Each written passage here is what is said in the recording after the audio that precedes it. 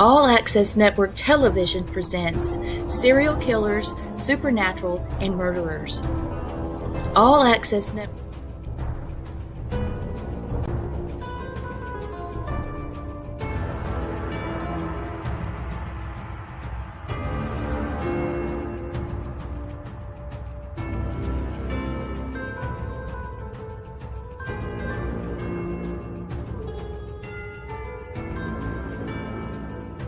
John Douglas, a former FBI special agent and criminal profiler, said that a serial killer is the human manifestation of evil in its most pure form.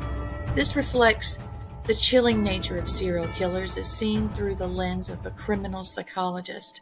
This is an 8-week special. Don't miss it on All Access Network Television. The opinion expressed here do not necessarily reflect the views of the network production company. Viewer discretion is advised. This program contains violent content which may be too intense for some viewers and listeners. Viewer-listener discretion is advised. This week on Serial Killers, Supernatural, and Murderers. Our crime lens will focus on the COED killer, Ed Kemper. When you dive into the life and exploits of Ed Kemper, you find out that not only was he a serial killer at the age of 15, but he also turned himself in to the police after a killing spree. And then while in prison, he contributed his knowledge and efforts to criminal profiling. Are you ready for our discussion about Edmund Kemper, COED killer?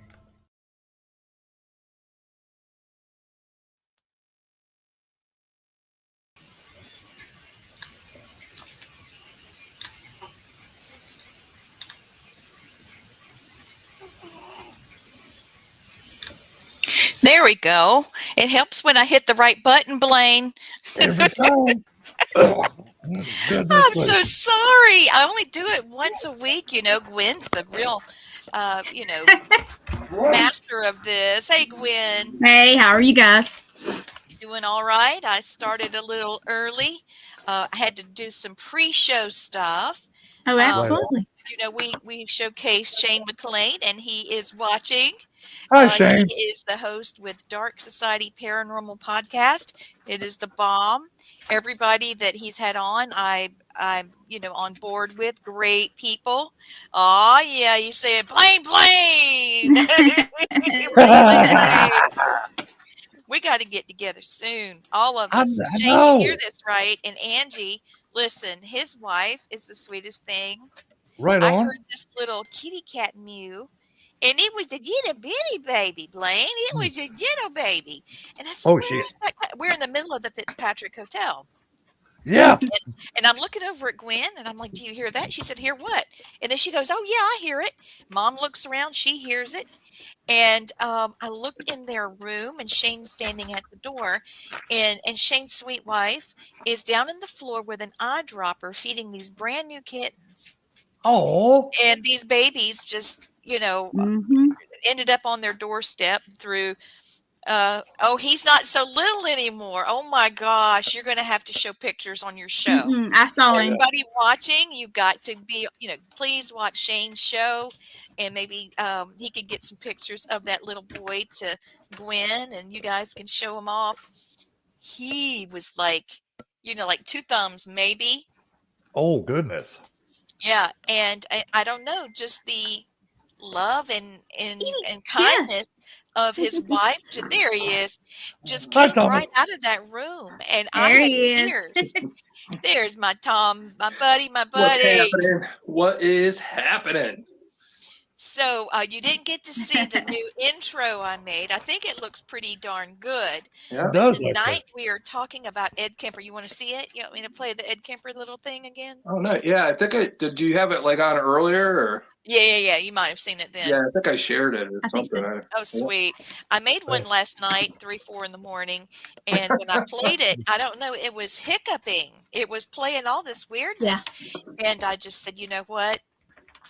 Oh, thank you, Shane. He says it was awesome. Thank you. Yeah, we're doing. I did say 6 week, special, and then at 4 in the morning, I decided to say 8 weeks Why special. not? So I mean, I don't know where that guy went. Did I say 8? hey, So hey, it there's a, apparently has become 8, and I hey, apologize, Tom. I'm no, not trying to keep you. I know you're busy, but if you can't do Oh, it, we're we'll take keeping him. whatever we can get time wise with you. We will gladly take because you're hell like yeah. A I lot, appreciate a it. lot of knowledge on that part of things. So Me Yeah, too. I well, could That's go what we many, get many along. weeks with serial honestly, killers. I really am hoping that we can keep this show going at some form on the network because I had no idea. I mean, I always loved. Okay, this has come full circle. Let me just start from the top. When I was a ghostie, and I wasn't really sure I should let people know that I'm a ghostie, I was like, oh, I have some psychic ability, and I would whisper, and I could see ghosts, because we always kept it so quiet in our household. Yep. Well, when I finally found out there were millions of us, oh, and here's Luna, she's got to, there she is. Photobomb. Hi, She's Luna. photobomb, yes. Aw. She's feeling sleepy. Oh yeah. Yeah, she's been playing with her daddy. So now it's like, I love serial killer stuff. And it's because I want to learn about the human psyche. And Thank I you. found this incredible quote. Yeah, I know, Blaine. I mean, when I started talking to you about it, by the way, I want that shirt now. Yeah, where's When you tell- ours? Yes, I'm ready Where's for it. We're ours? gonna have to. Wally We're gonna World. do. Let's do pajama night at some point and do serial killer thing. It'd be fun and have That hot would be fun. chocolate. Oh yeah. So I'll I'm see if we wondering can because find we're on here. I'm surprised we're not eating cereal at the same time. I know that's really a great idea. But A late night we've got cereal. people that Well, want I to had be it earlier. sponsors. Did you? Oh my God. Yeah. We have people that want to buy advertisements Mm-hmm. for the serial killer show. Wow. And so we're looking at someone that, hey, Christopher, thank you for managing the chat room for us. I've got news Hi, about Chris. Mr. Christopher Wayne Fisher. He's going to have his own show. And Right he on. specializes in, popcorn and PJs. Love it. Shane, you are now invited to popcorn and PJs. Yes. Popcorn, PJs, and paranormal. We could do that, or I don't know. We'll come up with something. But Mr. Christopher Wayne Fisher is going to have his own show, and he will feature some of his skills with genealogy. I've never seen anybody that has skills like him, and there's been a lot of people reaching out to me about that. So he's going to talk about that and his study of religions, and he's going to have guests and all of that. So, okay, Tracy Rizzo says, did it pop up? There it goes. There it is. No, that's Christopher. That ain't It's it. Wrong it's one. delayed. There. My There it son is. just spent a year and a half learning about serial killers in psychology. See, it's not just us. We Mm-mm. want to know. Yeah. I have a quote at the end of the intro, and it's a profiler, an former FBI agent, and he says that serial killers are the most pure form of evil from humanity. Yes. Yeah, that's John And Douglas. yes, John That's Douglas. correct. There it is. My brain's That was in dead. the mine. He put that in the Mindhunter book too. So. Yes. Sure did. So I Sure did. actually have our paranormal lens because he speaks of a paranormal lens in the book as well. So Yep. I'm going to feature or whomever takes, that does this thing, we're going to show our paranormal lens will feature Ed Kemper, or we'll feature I actually just did some study. You guys are creating a big old nerd out of me. Thank you. Worse than Run, before. nerd. But it was the dating game killer. Oh, Oh yeah. Rodney Alcala. Ronnie I- Kelly. He he looks a lot. knows. Yep. He looks a lot like David Ramirez. The He damn white does, stuff. but he's got the charisma of Bundy. Yeah. Oh, I know. And did you know that Bundy actually helped catch what was Green it? River Killer. Yes, the Green Yes. River Killer. He He did. actually sent information in and was so thrilled that he could help, that he everybody went, all the people in the case, the profilers and that went to see Bundy, and he said, I'm just really glad that my illness is going to help you catch someone like me. Yeah. And he explained the necrophilia that he felt was part of this particular profile, and he was right. Yeah. You want to know something really interesting? What? That Bundy doing that, they used that as a case study, or Thomas Harris did, to write Silence of the Lambs. Yep, you're right. So that's what it's based off of, him helping the FBI, being a serial killer himself, to help find one. The only problem was once they found Gary Ridgway, Yeah. Bundy had already been put to death, so he didn't get to be part of them finally capturing him. When they did, his profile was 80% better than what the FBI came up with. Shit, that's pretty good. Yeah. I'm loving But, it. It takes a serial killer to find a serial killer, right? Well, and I think that's what Mindhunters, the show and the book, drove home. Don't you, Blaine? Because we all Blaine's need getting excited. Yeah. I've read Manhunter like 20 times, and I've watched the series probably about 15, 20 times too, from end to end, because every serial killer was different, but it was so fascinating to see what little bits of themselves they gave out to help them catch other killers. I thought that was interesting. And the one we're talking about tonight, Kemper, he was like one of the first ones they profiled, and he gave them ungodly amount of knowledge on a serial killer's mindset. Yeah, but that's the crazy thing about that. If they didn't, John Douglas, Robert Ressler, Dr. Ann Burgess, doctor later on, at the time she was a psychiatric nurse, so they portrayed her in the show as being a medical doctor, which she wasn't. I think the psychiatric nurses pick up on a lot of that stuff more than the doctors do, because they're living around them or on the floor with them. But the crazy part of that is we learned serial killers has a pattern. They have patterns. We all have a different pattern. You could tell. But if it wasn't for the interviews, you wouldn't have been able to pinpoint in on some of the fingerprints of some of these people. So those types of things that kind of sharpened up the pattern to try and pinpoint in on somebody in the area that might be part of being a serial killer. That's why, I know with forensics, with cameras now, it's less likely somebody's going to get away with it, but I don't know how that's changed the psyche. It's some crazy stuff that's happened over the years. And I think just recently the revised version of Mindhunter came out, the book. I bought it. I bought it the other day, and John Douglas is still around. Robert Ressler has passed away, and Burgess is still around doing lectures, but he rewrote some of the stuff that he learned after he wrote the book. Oh, wow. And he added it in. So if you get the newer version, you'll have some additional stuff. We'll be going to Amazon later to buy it. Yeah. I would love to have the audiobook. Oh, I know. Oh, you know what? I bet you. Long trip to listen why don't to you that, go online and get it? Oh, what See, I'd that's love what to, I was thinking. I was going to say, Gwen. What I would love to have is the actual recordings of the sessions with the serial killers. That way, just to pick up on them in their natural state and hear their own words say what they did and why they did it. That would be fascinating to me. Yeah, there are some stuff. There is some stuff out there that you could get. If you deep dive on YouTube, there are some recordings with some of them being interviewed.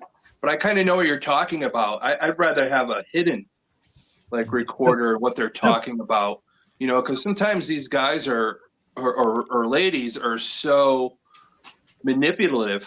When they do get an interview, you have to piece through it, as opposed to them just, like you said, in their natural habitat and how they're delivering something and not trying to, put on a facade.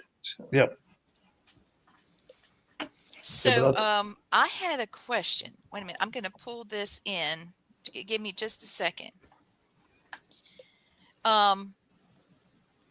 Was Ed Kemper born a serial killer or was he made? We Nature talked or about nurture. that last week, but I wanted to bring that back out. What do you think? Was he born or made a He was made. sociopath? He was. Yeah. He I was think he made. was made. Yep. I think there But was some environmental stuff too. Yep. Let me get into that really quick. His please, dad was, Edmund Emil Kemper. He's the third. His dad was junior. Of course, the grandfather was senior. But his dad was World War II, and one of his first jobs was he worked at a nuclear site where they were letting bombs off, testing them at test sites before his son was born. So being around that, not knowing back then, that they didn't think of it as we do know now. So I'm wondering if that environmental part played part in it. Could be. I know he had two sisters too, but one of the sisters was totally off her rocker, tried to kill Edmund a couple times, like tried to push him in front of a train, tried to drown him. So there was a lot going on in that family. And I think, the way the mom was, what the hell is her name? Clarnell. Yeah. Yeah, as soon as I hear that name, I could already tell that she's like mommy dearest. But she put them through hell, and and his father left him high and dry, pretty much. Didn't want him around, sent him. We'll tell the whole story, but I don't want to jump too far ahead. well, when you said that, maybe his environment, as far as biologically, may have, oh no, what's going on? I got a phone call. Let me show you this, guys. Yeah. That's how big he is. He was like 6'9". He's bigger than Blaine. Yeah, he's 6'9". He's huge. Now, is his dad big like that? Or is he just some? Don't know. I've never seen any pictures, but his mom wasn't that big. No, she was a little big woman, like 5'4", 5'3". Yeah. Now the dad, I'm not totally sure. I've never seen any pictures. I don't know. No, because they never showed any pictures of his dad. Because once he left the scene, Mama got rid of every picture ever made with him. Yeah, exactly. So, wow. Wowzers. And see, this is what I think too. It's like, okay, it could be, you're right, on environmental and heredity, but see, we don't know too much about his dad or his mom's side of the family at all. We don't know if they had those traits, but see, Ed was one of those weird ones. He's not like your typical serial killer. He wasn't killing small animals and stuff when he was younger. Yes, he did. Oh, he did. See, I was told he did not. No, he did. Before he killed his grandparents. At first, he buried a cat up to its neck. And then his sister's cat gave his sister more attention than him, so he killed it. Oh, okay. Yeah. See, I was under the impression that his younger years, like between like 1 and 10, he didn't, but after that, he did. Yeah, but he was showing antisocial behavior at a young age too. That, of course, they didn't know about then, but this is stuff that we could see in our kids now. That's why I love doing this type of show with you guys. And when I did the Tuesday morning serial and things like that, I think it's more for us as parents or just people seeing our friends' kids growing up too, just to give that information to helpfully get them some help that'll avoid possibly the situation. Yeah. You can never truly say if you're really going to be able to avoid it. Well, I know too that he was picked on heavily in school because he was so much bigger than every other kid. Yeah. Well, that's smart. Let's pick on the big guy. Yeah, no. Let's pick on the dude that's like towering over us. Yeah. Dumbass. You figured they'd be scared of him, man. Oh, look what I just found. Okay. Blaine, you're going to flip. You're going to flip. You're going to flip. Hold on. I'm going to hit the button. I want to see Blaine flip. Audible. Oh, yeah. There you go. Yes, Audible. And then, wait a minute. I'm missing something. Gwen, can you pull that down? Yeah. Oh, that's beautiful. Thank you. So you can hear it on Audible. And then also, I'm putting it in here now. Here it comes. I'm just trying to, download the unheard confession tapes. Oh. Yeah, you were just saying you wanted the lost tapes of Ed Kemper, and that is on Rumble. Yeah. It seems like now I'm going to download Rumble because I want to hear this tape. Now you hear what you're saying, so that's what we're wanting to do for us. We hope we've got enough stimulating conversation and fascination, even with the macabre, for people to want to subscribe. Yeah. All Access Network Television. Yeah, and baby. all of our socials. Yep. See, this is what I think is interesting too, guys, on Ed Kemper. He got to a point where even his own controlling mother could not control him anymore. And that's how he ended up at his grandparents' house.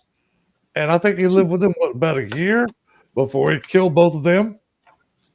Yeah, what happened is, the problems he was having with his mother, that he ran away to go be with his father. Yeah, and, okay. His father didn't want him around, so he sent him to live with his parents. It's, Oh. Like nobody wanted him. Yeah. But the thing is he loved his father. This is the thing is, Edmund seemed to have trouble with women in his life. Yeah, that He makes loved sense. his father, no problems with his father, but his father really didn't want him around because, I know Ed probably was a difficult kid. They don't really describe it that much, that antisocial at first, how some of these kids are, the motivation. But then when he lived with his grandparents, his grandmother was giving him a hard time, and he just decided to shoot her. Yeah. And then when his grandfather was coming home, he says, I didn't want my grandfather to see my grandmother, dead. I thought he'd be mad at me, so I shot him. Yeah. He didn't want his grandfather to be mad at him because he shot his grandmother. He's more worried about how his grandfather was feeling, but he felt nothing to kill his own grandmother. So it's just so weird, the misdiagnosis of him and the traits that he showed, the antisocial behavior, the narcissism and all that in him too. There's all types of narcissism. Oh yeah, big time. But it's that, that self and all that, and how you look at things. But he was always misdiagnosed really growing up at a young age. They thought he was schizophrenic, but he really showed no traits of that. No. He had to sleep in the basement because his mother was afraid he was going to rape his sister. So he was made to sleep in the dark on a stained, nasty mattress with no blankets or pillows or anything because he would stain them with his nastiness. Hey. So who does that? I don't know. You really look at it and you hear the stories of a lot of serial killers when they're growing up. And I look at it this way. Imagine yourself having to grow up in that situation. How do you think you would turn out realistically? I know people have been through stuff like that, but there's always going to be that trauma that's rewiring your brain as you grow up. That's all you know. That's all he knew. Yep. It's almost like he was trained to be who he was. Yeah. And what gets me, Thomas, how easy it was for him to find victims at the college because his mom worked there and he had a sticker for the college on his car so he could go anywhere he wanted to on the campus and pick up these co-eds and kill them at will. Picking them up hitchhiking wise, yes. They were waiting for a ride or something like that. But a lot of the times that all this stuff happened, it was an argument he would have with his mother, and he felt the only way he could get back at her is he would go kill these co-eds that were at the school she worked at. So, Well, this is what's funny too. He knew where all the cops hung out for lunch. He'd go have lunch with them every day, and he'd sit there and listen to see if they had any clues on what cases were going on about him. He knew that he was the one that did it. He was like trying to figure out what the cops know. Yeah, that's the thing is that's balls. Well, that's the control thing, the narcissism part of it. He wanted to be a police officer. This is after they expunged his record after killing his grandparents. As he got older, but they thought he was just too big to be a police officer. So he always wanted to be one. So he'd go out and hang. It's in Santa Cruz, right near a place called the Jury Room was the name of the bar. Sure was. And he would hang out there. Somebody had texted me when I did a thing on Edmund Kemper. She lives out there, and she actually has gone to that bar. She's part of the paranormal. I forget what her name is, but she's been out to that bar. It'd be a cool place to take a look at. Oh, But the jury room, and he would hang out there, and everybody called him Big Ed. Nobody Big thought Ed. otherwise. And they would tell him everything. They sit there and drink and tell him they had no idea. And I bet you them seeing what he did now, people are like, wow, you never would have thought it was Big Ed. But, that's what happens. You got to be careful of stuff like that, especially when you're in a position of law enforcement. Yeah, considering most of your serial killers were like 5'8" or around that. And you get this guy at 6'9", almost 7 foot tall. It's like, good God, that's a big bastard. Yeah, but you really look at it this way: would he have gotten caught if he didn't know what the cops knew? Dude, I'm the other one-ups. No, dude, he should be killing right now if he wanted to. Yeah, it's nuts. So and the stuff he did, everything leads to. Oh, didn't he say that he had to turn himself in because if he didn't, the cops would never catch him? Yep. Hell, Thomas just made the point. Cops were telling him every detail of what's going on with the crimes. That's why they'll never catch him. No, he's like, and I think for a minute he might have had a conscience, just for a little bit. I said, you know what? If I don't turn myself in, hell, I'll still be killing people. Yeah, he still has the urge to kill, even when he'd come up for parole and he'd say things. That I don't know recent, if he just wanted to stay. Yeah, he got denied. I think he's like 75 now. He's like 75. Yep. Yeah, he's in a psychiatric prison in California there. But the thing I just don't get was all his killing stopped once he killed his mother. Yep. He was almost like, I don't need to do it anymore. But he didn't need to do it in the way he was doing it.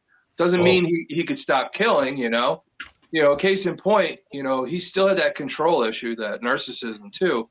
I forget what serial killer it was, but he's in the same section as Manson in the prison.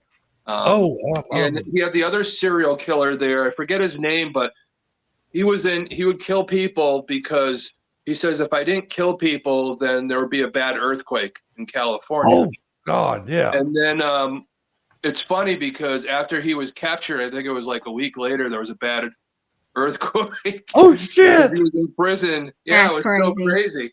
But this guy was annoying. He would sing in prison and annoy all the other inmates. And finally, Edmund Kemper decided I had enough and threw water in his face. And then, and he I think his name was Herbie. He would call him Herbie or something. Or I don't know if that was the same thing. And he says, oh, yeah, I got to the point where I rewired his brain to basically work for him and do whatever I told him. So he's like, I control this right now. So, Wow. But, amazing in itself. So he mess with a 6'9", 350-pound guy either. But. Yeah. He killed out of... Christopher wants to know, do you feel like he killed out of being out of control or out of revenge? Maybe both. I think it was a little of both. I think it's both. It has to be because. Yeah. But to try to get in the mindset of a killer, period, is hard enough. But it's fascinating that we can go in here like we're talking now, and look at this bunch of serial killers have done this. These bunch of killers have done this, this, and this, and like you said, there's a pattern to it. And it's their modus operandi, their MO. And it's hard for them sometimes to stop the way that they were killing people. Every now and then they throw a monkey wrench in the play and said they stabbed all their victims. This time they shot their victim to throw police off. And it was to them, it was a game to keep messing with the police officers to see if they could catch them. And they taunt them. I know. And Kemper was probably one of the few ones I saw that didn't taunt police because he was such friends with the police. Yeah. He wanted to be a cop. That's another way of taunting. Yeah. He was taunting them. They just didn't realize it. Yeah, you're right. Nobody ever interviewed Edmund. They never interviewed him to say, he wanted to be a police officer. He hung out there. But there's no information that I've seen that's, I don't know. I have to maybe listen to some of his interviews a little bit more about that part. But he never said, what his reason was to hang out there in the first place. Well, you think about this, Thomas. It's like, okay, that was the ultimate slap in the face to the police officer because he was there hanging with them. Okay, he didn't use the press like other serial killers had to taunt the police, like the Zodiac killer and a few other serial killers. Man, he just went right in their face and did it to their face without them doing jack shit. Dude, that to me is, and to me, I know Ed Kemper's like a very, very smart man. Yeah. I think his IQ's like 160, 165. Yeah, he's very smart. He was, but that's where the narcissism comes in. He knew he was smart. He knew he was smart. Even at a young age, when they took him and they would give him all these psychiatric tests, and he was like, I could help you. And he basically like changed it all up for him, and they liked what he did, and they had him go interview these sexual predators, and he knew and helped them make all this testing. As he got older, some of these people had no idea. It's like, you're giving me a test that I helped make. It's like, that's funny. He's got all the answers on the test. Same thing going, and being in the jury room and listening to all the police officers. He's getting all the information. Yes, like, he is.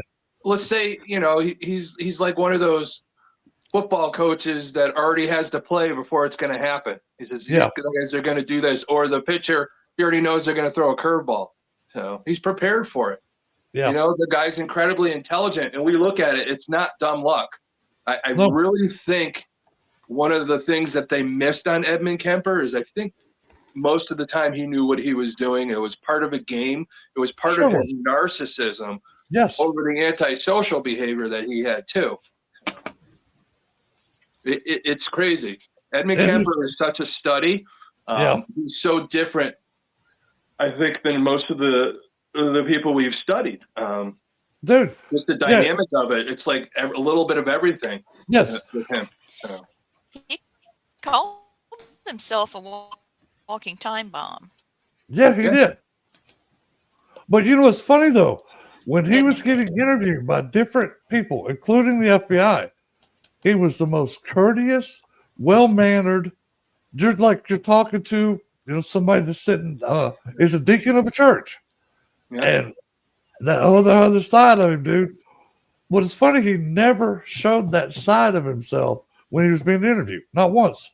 Yeah. Well, that's the whole thing. That's where it comes in sometimes. Sometimes control is not giving the true meaning and all that. He's hiding it because he knows. He knows he's given all these tests. He knows the questions they're going to be asked and all that before it happens. This guy knew the whole playbook. He helped write some of the playbook. And even interviewing with John Douglas and Robert Ressler and all that. He knows. The guy knew. The guy helped them. He gave him information that he's already known about himself and how to act and how to be what he was. What I thought was funny, and when Ed Kemper had to go to the hospital, and the profilers never come and saw him in the hospital. That hurt him deeply, he said. When they finally come and saw him while he was in the hospital being sick, he had picked up such a friendship with the profilers that he felt like they were family and they disrespected him by not showing up while he was in the hospital in the prison. Go figure that one. I know. Well, then, they're a little older at the time because I think Ed was in the hospital. He had a stroke. So that's kind of what put him in the situation he is now.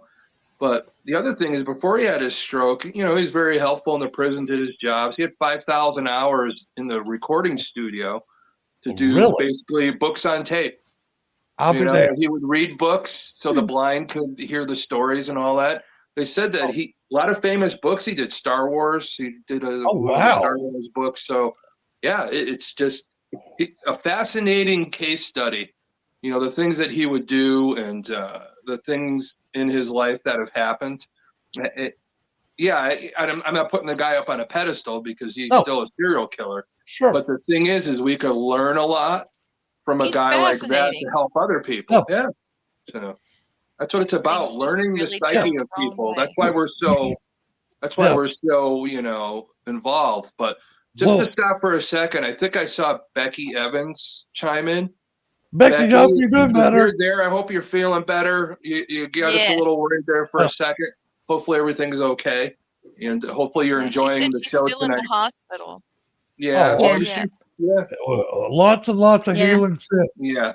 So she said mentioned that they don't know what's wrong, but I just saw Becky a few months ago up at MassCon. She was up there. So we just saw it Fitzpatrick. Yeah, that's awesome. This month, yeah. I hope she's doing well. She's she's a nice woman, and she is. Yeah. But see, I think what you're talking about, Thomas, is why he's so fascinating on the psychological and the psychiatric point and a human standpoint, because he's got all these different characteristics where he's a murderer. He kills people. But he also tries to help people with, like you said, doing the audiobooks for blind people and helping the FBI with profiling. Well, that's the crazy thing is Edmund Kemper, even after that, he still liked to play games with people. Even with Douglas and Ressler. Ressler was in a room with him. This is before they had somebody watch over him. They would just go in and interview with him. And it came to a point where the door locked behind him, and then Kemper said to Ressler, he says, at any point, if I decided to, I could just snap your neck. Yeah. So, and that's the thing is, but that's what goes through his mind. He's like, I can kill anybody anytime I want. He had no, that's why I think a lot now. I know he's 75 now, and by the time he's up for parole again, he'll be 84. He looks terrible. Well, they showed a 10-year picture from 10 years ago to now, and it's like he looks like a totally different person. Yeah. But I think he's ill. He'll die in prison. They'll never let even his next.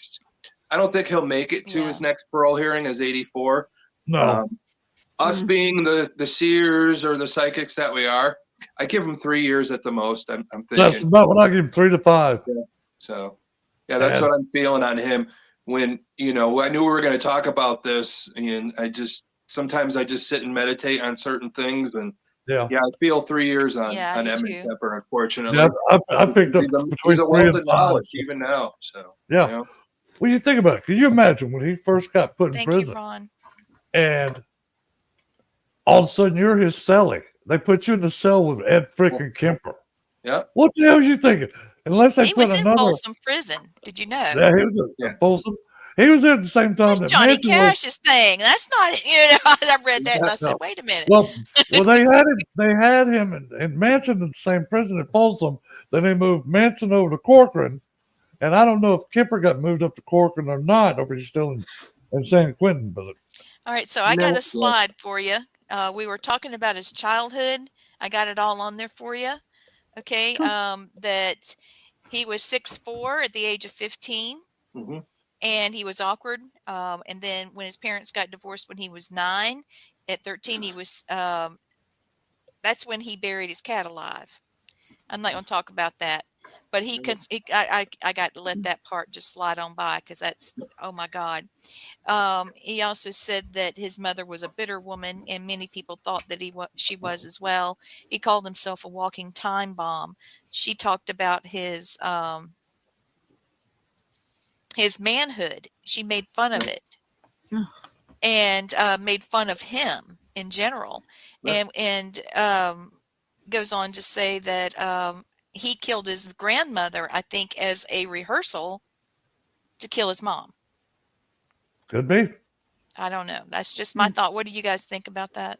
I think you're right. And I think his mother, because of the divorce, I think his mother had such hatred toward men.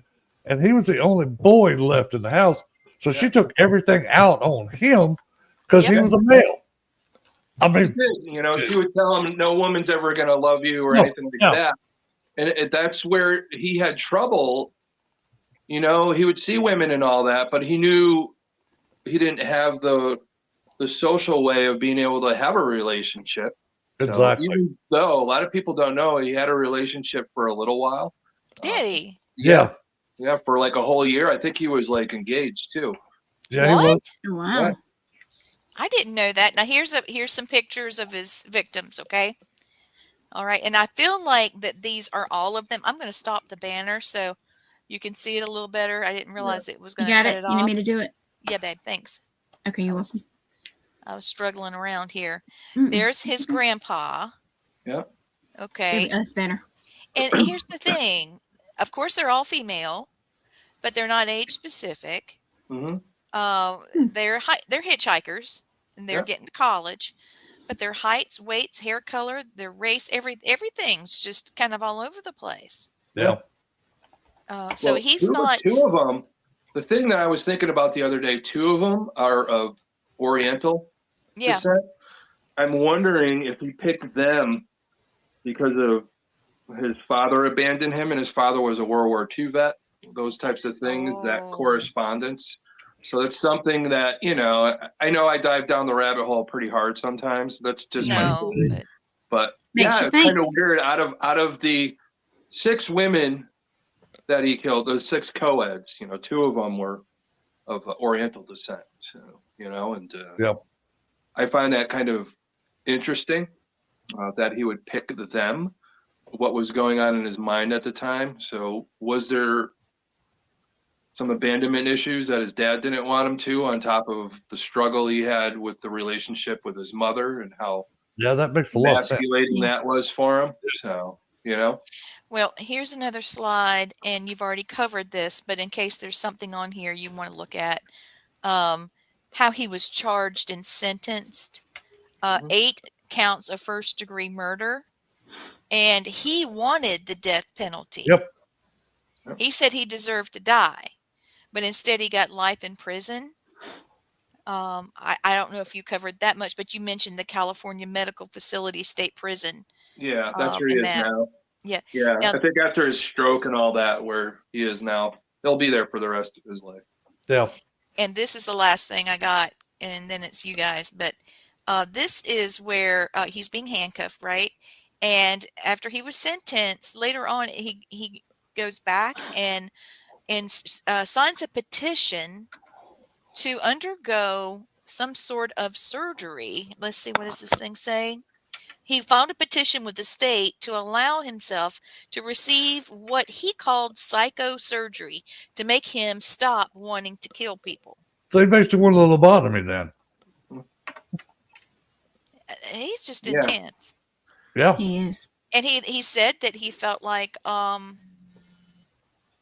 he needed to be a good punishment would be for him to be tortured to death. Yeah. Yeah.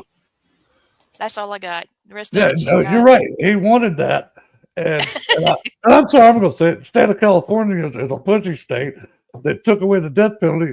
He's one that definitely should have been put to death. So should have Charles Manson and the Manson family. Yep. Instead of wasting taxpayer dollars having to support them, hell, give me a 33-cent bullet. I took care of all 4 of them for you. One time. Done. Yeah. Yeah. And one thought twice about it. Like, bring me 2 more. Let's go. But what a lot of the states is, we're all empathetic to people and all that, certain people and all that. I'm not. But you look I look at Edmund Kemper. Is he truly evil? I think he was made. I think the people that should put to death are the ones that screwed him up so bad growing up. That's well, obviously they did. Somebody in that. Yeah. Well, you have that line that you grow up with. The mother. Why was she the way she was? That probably because her husband left her. Let me ask you this: that family line. You think he would have? It gets worse and worse. Yeah. Do you think he would have been still a serial killer if his dad stayed in the picture and stayed married to his mother? I don't know if she was still the way she was, if he put up with it, but she was emasculating her own husband too. If he grew up seeing that, would he still be a serial killer in a different situation? Could be, but interesting. Yeah, you look at different things, and I think why was Clarnell so mean? What happened to her? Why did the dad leave so early? What was going on with him? That's the thing we forget. In our family lines and all that, and the trauma that we have, and the trauma that our great grandparents have, and we just keep going back. We have to stop that. You know, when we learn how to stop that and forgive and all that, then we heal ourselves now or our next generation where this doesn't keep happening.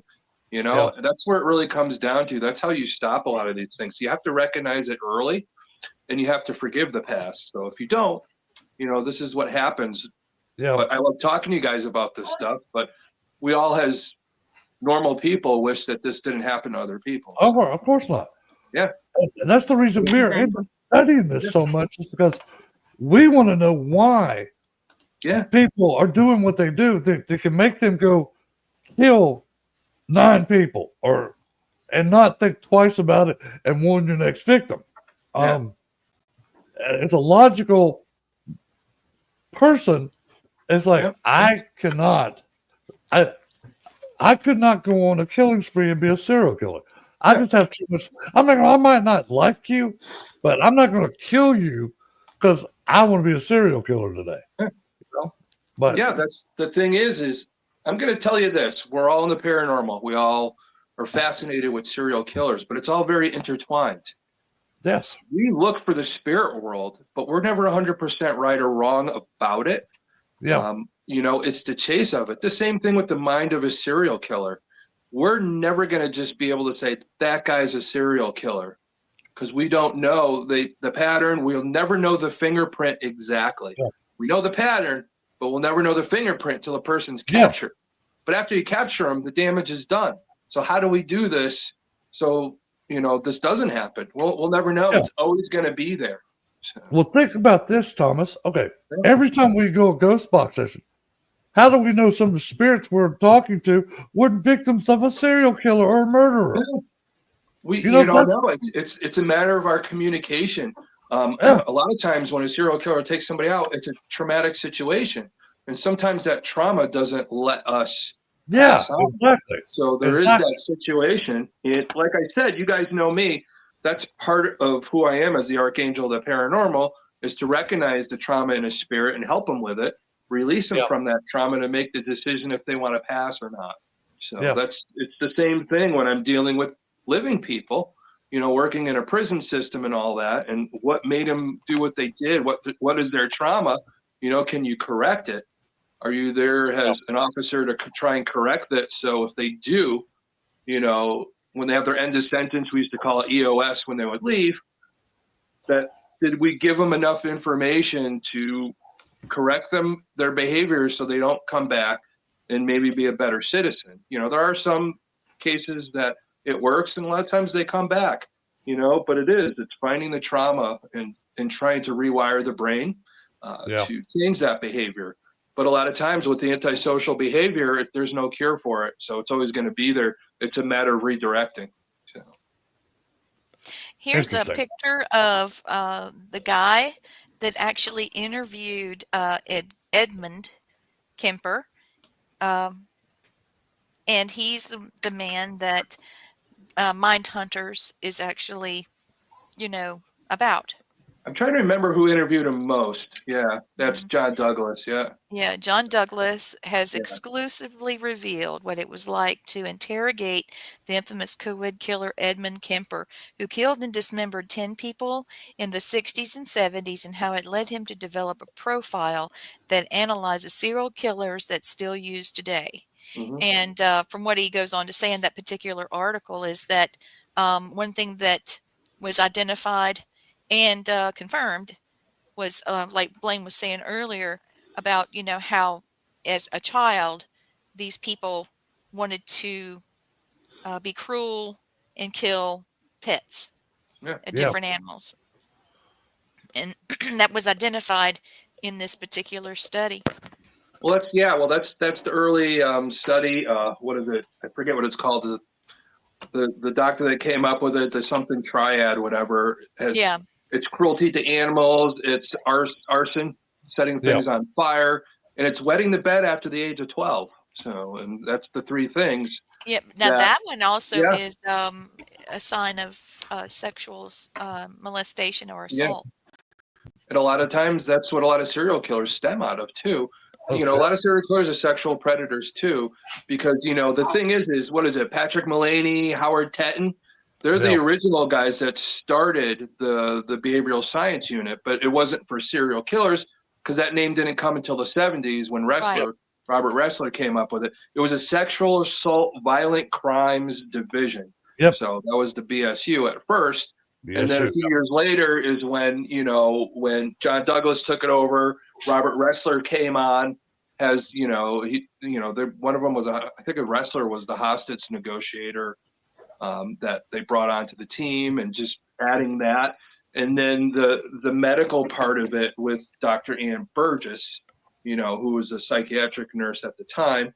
But putting that team together, Ann Burgess is the one that came up with a lot of these methods of interviewing them. Yeah. And John Douglas and Robert Ressler went in there and used her thoughts to come to fruition. So that's a lot of it they don't realize. And yeah, we watched the TV show Mindhunter, but I think, it's based off of that, but it's not the true story of each of the three that were involved. Yeah. And see, like you, I want to see what really went down when they spoke to the profilers and hear their own words saying, okay, well, I did this because of this, or I was abused as a child, or I did this, and then get a little bit from every different serial killer they went and interviewed to make a larger profile. Yeah. Well, they go in and go, okay, well, this guy had these same traits. Okay, this guy had these same traits. So let's go back and ask this guy who had those traits about this guy who's using those traits. Yeah. But that's the problem is you're exactly right, Blaine. And this is where it blurs. Again, they have those patterns. They might have some of those traits, but the reason why they kill is a fingerprint. Yeah. We don't really know what made the switch go off. What situation in their life made that switch go off to say, hey, I'm going to start, mutilating people or sexually assaulting people, mutilating them. There's so many different reasons. And, for me studying over the years, I look at things a little differently. I've come up with my own profiles on certain serial killers and all that. But, even talking to today, just little things that we look at. So. Yeah, exactly. And I think that's why the series is going so good, because this is so fascinating and interesting, but it's still sad and macabre at the same time, because we're talking about people that went out and killed people, murdered them, and didn't think twice about it, like they were just finishing off a candy bar, Nothing to it. Well, you got to look at it this way: Kemper's mom, did she really feel bad about how she treated her son? No. It's the same thing. Did Kemper didn't feel bad about killing somebody? It's learned sometimes. But you're predisposed. But I think it's family things. It's that family trauma and all that. It keeps repeating in certain ways. Was the family always this way? He just became a serial killer because it just came to such a wave of that family history pushing on him. The mom was messed up. The dad was messed up. And he wasn't wanted. His sister was trained to be as abusive as the mom. Yeah, sure. So we have 10 minutes left. Yeah, kids watch. They watch you.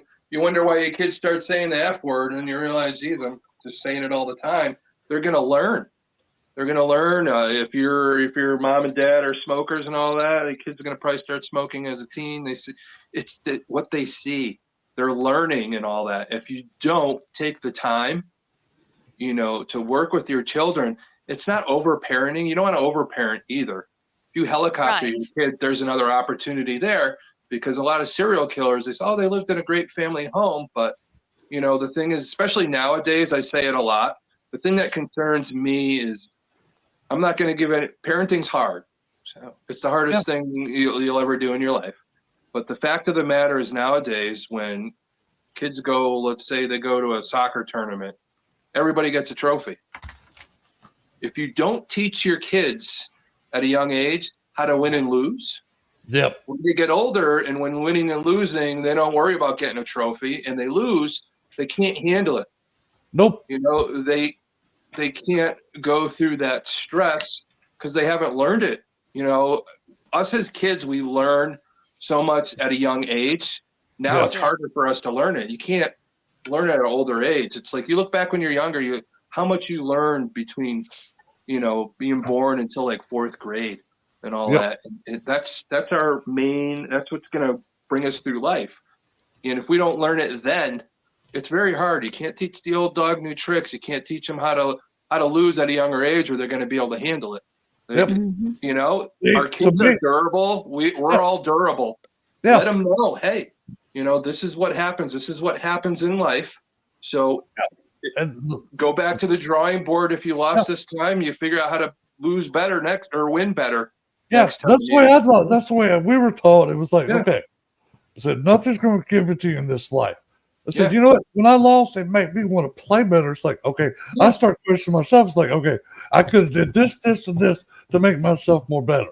Yeah. And because I hated losing. I hated losing. Yeah. But I learned from losing, and I tried better things. That's what we teach our kids to do if they do lose, how to overcome it. What it helped me out. Kids how to overcome, we're putting them behind the 8 ball. What it helped me with is I got to the point where I got myself so much better that older kids wanted to play ball with me. Yeah. I was maybe 8, 9 years old, and I was playing with 12, 13-year-olds and hanging with them. Yeah. Yeah, even with all athletics and all that, even myself growing up, I competed at a very high level in athletics through my life and all that. And you look at different people that I competed against and the pressure that was put on them and how some of them dealt with it. I think it's healthy. It's healthy to lose. Very healthy. It's healthy to lose sometimes because it's with anything. If you don't make mistakes, you're never going to learn anything. Look at Thomas Edison. I think it took him 10,000 experiments to come up with the light bulb the proper way. If he quit, when would we have gotten light or electric? Oh no, we should be having gas lamps. So we got to teach our kids to persevere and overcome and get through those things and learn how to lose and how to win with healthy. Not be a jerk about it. Just, be us, and some of these parents, I think, shouldn't be parents and shouldn't have kids to begin with. If you didn't if you didn't want to have a boy and you were going to abuse him that way, then what the hell are you doing? Give them a better situation. I know there's people out there that would love to adopt kids and raise them the right way. You don't want them to be in that situation when they get older. And but give them a better situation. If you can't handle it, figure out a better way, and I think we could avoid some of this stuff possibly. Yeah, I agree with you. Because I got a question, Blaine and Thomas, Gwen, everybody vote. Since this person was brought up earlier in the show by one of the people in our chat, what do you think about Pee Wee Gaskins next week? Yeah, that would be very good. You don't like him, Blaine? No, I wanted Manson next week, but we can do your little Pee Wee. Oh, Manson. Yeah. Let's do Manson. Let's do Manson. Pee Wee on the end. I think we should start getting the people watching should start throwing some names. I know. Yeah. They're watching. What's going to get them to watch a little bit more? I think we'll talk about Manson, yay. Yeah. We will say Pee Wee Gaskins for the last show. That's why I said put it on the end. Yeah. That way the reason why I've got Gaskins is because I've got a ghost investigation about one of his victims. Well, it depends on how that investigation is going. Yeah. I might ask you, hey, let's slide it in there because I might need your help. But regardless, Manson. Yeah. Because that's a huge case study, and there's so much. I did a huge case study on him. I did my master's paper on Manson. Well, I didn't do that. Jeez, you guys are gonna outdo me on that one next time. So. I've actually seen Charles Manson in Corcoran prison. My ex-wife's sister, or her aunt's husband, worked at Corcoran as a guard. I sat with him in 8 hours and watched Manson through the screen, and I'll tell you guys about that next week. Yes, next week. Oh my gosh. That's a great going into the next week.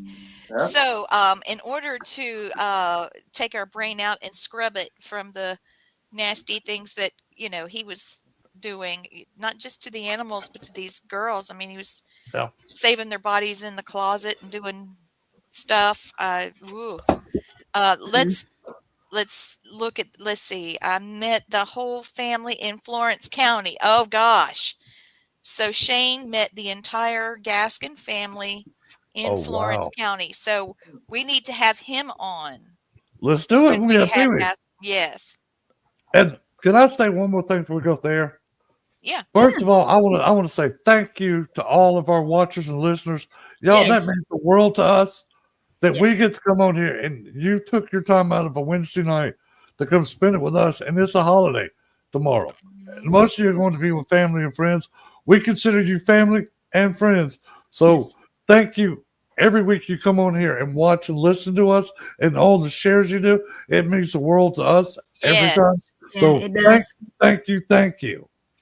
So with Blaine being a shaman, and well, the three of us, Blaine, Thomas, and myself, and then we have a retired medic here with Gwen.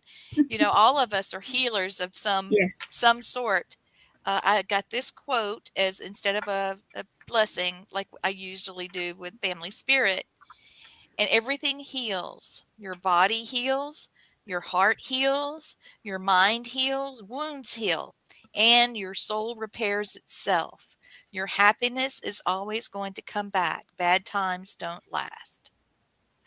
Oh. So I just thought that would be a good one. And, when I was setting up the haunted lab, I have a lab that I set up. It's not a haunted, it's a haunted object lab. And it's not just haunted objects. I mean, that is fascinating in itself. But this is something you go through, and the person gets an experience. And I'm trying to measure how these different people have these different experiences with these different objects. But when I was setting up the haunted object lab, I took out a Bible. And it's not haunted, but it's definitely got a type of spirit attached with it. And my mom had placed a letter inside of it, and I didn't know it. And she was already passed, and I was setting this up, and I found it. And Gwen, do you remember? I think, Blaine, you were doing something, but I came right to you crying. And she said, "Remember, tough times don't last, but tough people do." That's right. So if you guys have anything that you want to comment or anything before the last, Shane is saying, my beautiful wife is a healer, and I thank God for her. I'm thankful for all of our Access Network television family. You guys rock. Thank you, Shane. Right on. I just want to tell everybody, have a happy, safe Thanksgiving. Yes, happy Thanksgiving, everybody. All right, so you can reach out to us just on our socials, get in touch with us. Great show, everybody. Thank you so much. We've had a lot of people watching the show. Please like, share, subscribe, and happy Thanksgiving. Happy Thanksgiving. All right. Bye, everybody. Bye, everybody. I'm going to hit the button. There it is.